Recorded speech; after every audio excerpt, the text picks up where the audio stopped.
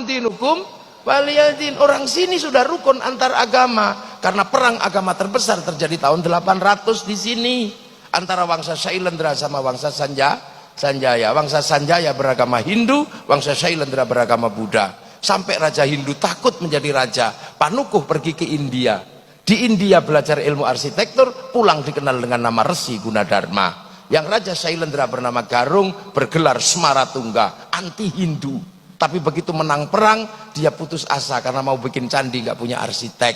Maka arsitek yang disuruh bangun adalah orang Hindu yang bernama Panukuh. Lahirlah candi Hindu, candi Buddha, nuansanya Hindu yang dikenal dengan Sambara Budura, Borobudur. Makanya kalau ada yang mengatakan Borobudur tinggalan Nabi Sulaiman, tertolak dengan teori itu. Kenapa? Karena Nabi Sulaiman berada di tempat yang namanya Ardul Muqaddasah, dan Ardul Muqaddasah bukan Sleman. Maka ndak usah sok Nabi Sulaiman dari Sleman. Lah iya, saya nanya jin yang paling tua bukan katanya.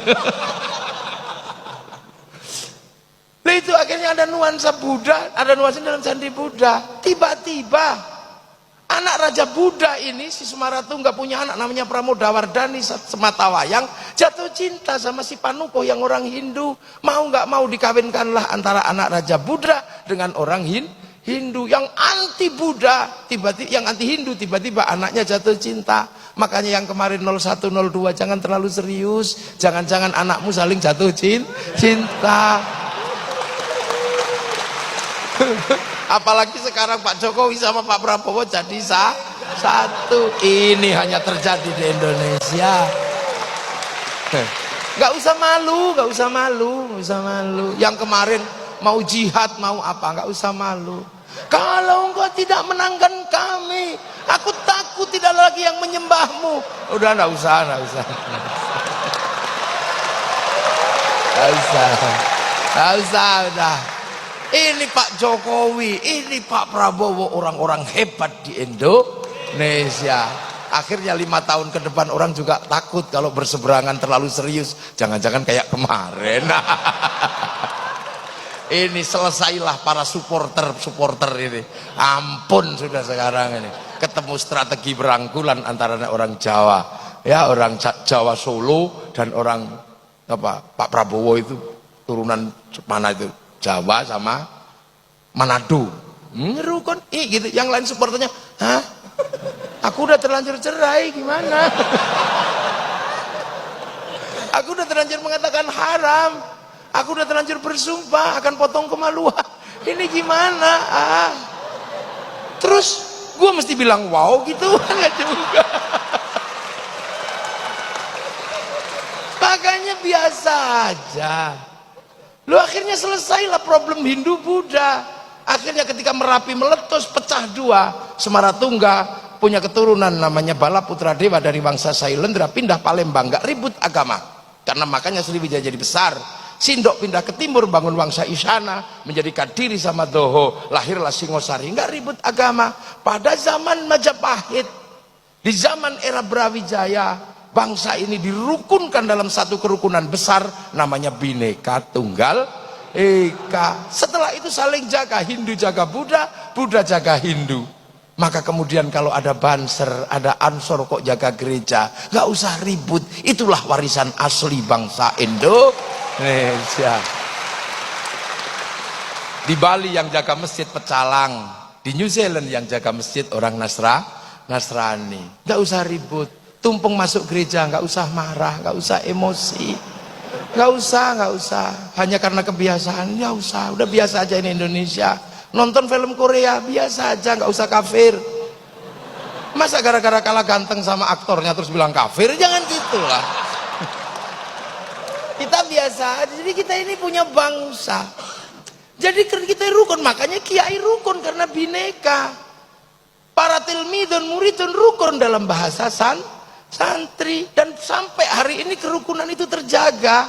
Hanya di Indonesia Yamaha rukun sama Honda, hanya di sini. Hondamu apa? Mio, itu hanya di sini. Hanya di sini minuman botol rukun dalam nama Aqua. Hanya di sini mie instan rukun dalam nama Sarimi. Hanya di sini seluruh pompa air rukun dalam nama Sanyo. Hanya di sini seluruh pembalot rukun dalam nama Softtek. Itu di sini. Udah biasa. Hanya di sini. Itu. Ini di Indonesia rukun. Makanya kemudian para ulama punya konsep merukunkan ini tanpa membentur. Akhirnya kemudian kehilangan tanah air ini, Islam harus punya bangunan baru. Maka lahirlah sebuah bangunan baru di mana raja dan hamba sebagai struktur yang disepakati di Nusantara mulai dibikin struktur kecil di tengah antara raja dan hamba. Struktur itu dikenal dengan nama musyarakah yang akhirnya menghasilkan bahasa masyarakat. Lah kalau sudah masyarakat, jangan raja, jangan hamba saling menindas, tapi hidup saling bertanggung jawab. Konsep hidup saling bertanggung jawab tawarannya adalah dari Rasulullah, kullukum ra'in wa kullukum mas'ulun an ra'iyati. Maka hidup bersama dalam musyarakah, orangnya disebut ra'iyah atau rakyat. Akhirnya raja dan hamba melebur dalam konsep ra'iyah. Dan satu-satunya bangsa muslim dunia yang sanggup mengambil kalimat Rasulullah untuk menyebut warga bangsanya dengan sebutan ra'iyah hanya ulama Indonesia. Nggak ada yang lain. Tapi ulama nggak marah, harus dihapus semua enggak. Yang kawulo masih boleh bilang kulo, yang hamba masih boleh bilang ambu, yang abdi masih boleh bilang abdi, yang sahaya masih boleh bilang saya, masih boleh. Jadi gitu. Lah terus kemudian ro'iyah kalau ngumpul, Al-Quran menjelaskan wasyawirhum fil amri, maka kemudian lahirlah konsep musyawarah. Lah kalau musyawarah jangan menang-menangan sendiri. Al-Quran mengajarkan tafassahu fil majalis wafsahu yafsakhillah. Maka ruang musyawarah namanya majelis. Ngangkat pemimpin standarnya wasi'a kursiyus samawat, maka kedudukan pemimpin disebut kursi. Sunan Ampel nata ini semua. Datuk Ribandang dikirim ke Sulawesi, Aryo Abdillah dikirim ke Palembang, Hatib Dayan dikirim ke Kalimantan. Lahirlah sistem ro'iyah, sistem musyawarah, musyarakah. Kemudian ini bersatu, Belanda datang, dilawan secara bersama-sama. Belanda pergi, daerah yang merupakan konsep para wali bersatu dalam sebuah nama wilayah. Artinya al-wali meninggalkan wilayah, dan wilayah itu dinamakan Negara Kesatuan Republik Indonesia. Makanya kalau ada pertanyaan kenapa Arab satu bangsa bisa pecah menjadi puluhan negara, kenapa Eropa satu bangsa bisa pecah menjadi puluhan negara, tapi kenapa Nusantara yang puluhan bangsa mampu bersatu dalam satu negara? Karena ada santri, ada kiai. Ini jawabannya.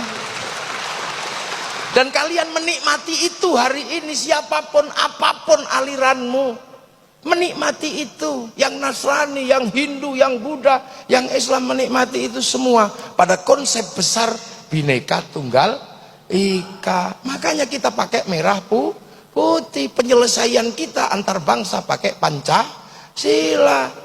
Makanya jangan kau bawa sistem penyelesaian bangsa lain menggunakan dibawa ke sini.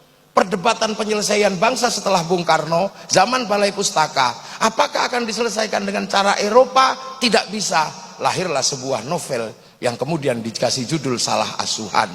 Apakah akan diselesaikan dengan cara Arab? Tidak bisa. Lahirlah novel di bawah lindungan Ka'bah. Apakah akan diselesaikan dengan cara Indonesia full? Tidak bisa. Kenapa? Lahirlah novel namanya Siti Nurbaya. Apakah akan diselesaikan dengan cara Belanda? Lahir tenggelamnya kapal Van der Wijk. Apakah mau diselesaikan dengan itu? Nah sekarang banyak yang menganggap bangsa ini sakit, tiba-tiba membawa penyelesaian dengan cara dari luar. Makanya aneh. Membawa Hizbut Tahrir ke Indonesia itu aneh. Hizbut Tahrir didirikan oleh Taqiyuddin An-Nabhani untuk menjadi problem solvingnya bangsa Filistin, dan itu gagal di Filistin. Maka kenapa kau bawa produk gagal masuk ke Indonesia? Jangan. Ikhwanul Muslimin kemudian mau dipakai menyelesaikan problem Indonesia, nggak bisa. Ikhwanul Muslimin didirikan oleh Hasan Al-Banna sebagai problem solvingnya orang Mesir, dibawa ke Indonesia, di sana gagal, Mursi digantung. Akan kau selesaikan untuk Indonesia? Nggak mungkin. Kita bukan tipologi sana, kita puluhan bangsa bersatu dalam satu negara kesatuan Republik Indonesia. Maka kita pakailah problem solving Nusantara, cara-cara Indonesia. Kemudian Hizbut Tahrir yang merupakan khilafah tahririyah, ya akhirnya nggak laku. Biar laku dihubungkan dengan khilafah ala minhajin nubuwah. Khilafah minhajin nubuwah itu adalah alamatus sa'ah. Dia datang bersama hari kiamat. Kalau khilafah tahririyah itu bikinan Taqiyuddin An-Nabhani. Maka biar seolah-olah Taqiyuddin An-Nabhani dengan khilafah tahririyah nyambung dengan khilafatun nubuwah yang bagian dari tanda kiamat, maka ada yang selalu mengatakan kiamat sudah dekat. Masih jauh, masih ada santri. Lu santri kalau zikir bunyi, maka yang tidak ngerti bisa dengar menirukan. Pakai speaker yang jauh bisa dengar menirukan. Yang lain cuma diam gitu. Nah, yang nggak bisa zikir sampai mati juga nggak bisa zikir, nggak dengar apa-apa. Strategi luar biasa. Makanya jangan kau sebut negeri ini tauhid. Gitu loh. Maka karena konsep besar adalah wilayah, maka santri yang merupakan tinggalan para wali, begitu bangsa ini harus memilih sikap. Apakah sikap memilih dasar Islam ataukah sikap memilih dasar bangsa dan negara? Kiai Hasyim Asy'ari memilih sikap bagaimana membangun bangsa dalam ketuhanan yang Maha Esa, meninggalkan yang namanya dan kewajiban syariat Islam bagi pemeluknya. Dan ketika bangsa ini diganggu, kenapa? Karena apa? Karena kedatangan bangsa yang akan mengganggu bangsa. Kesadaran wilayah, kesadaran musyarakah, kesadaran bahwa ini adalah tinggalannya para wali harus dipertahankan. Maka ketika Belanda datang, kaum muslimin melakukan perlawanan, dan perlawanan itu diambil alih oleh santri dengan bikin keputusan yang sangat syar'i, namanya resolusi jihad tanggal 22 Oktober tahun 45. Meledaklah 22 Oktober perlawanan santri, dan dari 22 Oktober lahir 10 November. Tanpa 22 Oktober, tanpa resolusi jihad, tidak ada yang namanya 10 November. Maka 10 November hari pahlawan, 22 Oktober hari santri Indonesia. Nggak bisa. Lah kenapa bermula dari mana? Dari merah putih. Berawal dari merah putih. Dulu merah putih paling dibenci sama Belanda karena mempersatukan. Kiai santri akhirnya tidak bisa mengibarkan merah putih depan rumah, kibarkan di atas rumah kalau mau bangun. Belanda curiga tiangnya dikasih tebu, Belanda curiga tiangnya dikasih kayu, dikasih bambu, dikasih padi, masih curiga dikasih pisang, masih curiga dikasih kelapa. Akhirnya datang ke situ bawa makanan tumpeng sama ingkung. Doanya Allahumma barik, maka datangnya tumpeng ingkung dikenal dengan nama barian. Allahumma barik. Akhirnya makanannya habis, padinya mengering, tebunya mengering, pisangnya rontok, kelapanya rontok, yang tersisa tinggal merah putih. Ini perlawanan kami mencintai persatuan lewat bendera merah putih. Tapi oleh Belanda akhirnya ditambah biru, santri ngamuk disobek. Begitu disobek mereka ngamuk semua, dan yang paling bertanggung jawab adalah santri. 22 Oktober resolusi jihad menghasilkan peristiwa 10 November di Surabaya. Makanya bagi anak milenial kadang merah putih hanya berharga 50.000, tapi santri yang menganggap ini bagian dari perjuangan nenek moyangnya mempersatukan Nusantara, maka merah putih berharga nyawa, ribuan nyawa. Sekarang merah putih tidak minta darah dan tidak minta nyawa, hanya kita minta diangkat oleh tangan kita kiri. Bagi anak milenial yang nggak mengerti ini, dia akan mengatakan tauhid, mengatakan bid'ah, mengatakan musyrik. Ini pasti zaman perang nenek moyangnya, bukan bagian dari sejarah perlawanan bangsa. Ini Nusantara.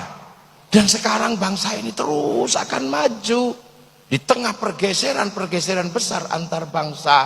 Ketika bangsa ini merdeka, bangsa ini disuruh memilih setelah Hitler jatuh tahun 48. Karena Amerika sama Soviet terus berperang, mau ikut mana? Bung Karno tidak memilih ke kiri atau ke kanan. Akhirnya kemudian Bung Karno dijatuhkan.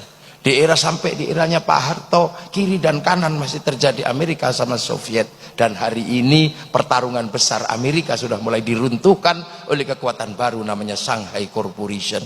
Anak-anak mahasiswa pasti tahu itu.